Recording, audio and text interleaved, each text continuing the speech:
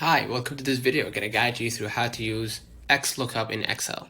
The XLOOKUP function is a powerful modern tool in Excel, used to search for a value in a row or column and return a corresponding value. It eliminates the limitations of older functions like VLOOKUP by allowing you to look up data to the left and return multiple columns at once. So, the basic argument or the basic formula requires only 3 arguments. You have the XLOOKUP, lookup value, lookup array, return array, right? And we're gonna break down each one.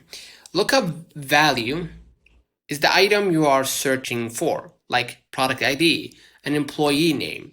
Lookup array is the range or column containing the lookup value.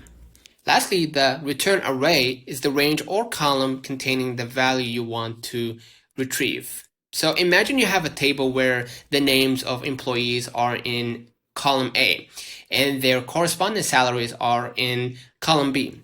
You want to search for the salary of quote-unquote Alice Brown located in cell D3.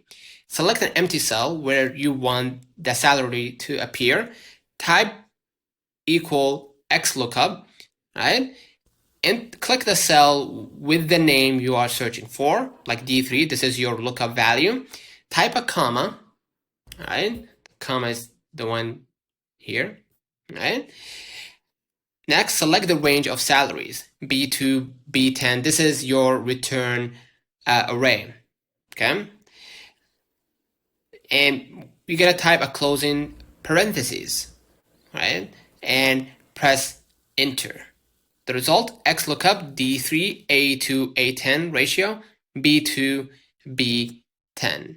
So basically that's it. Consider liking this video, subscribe, it really helps.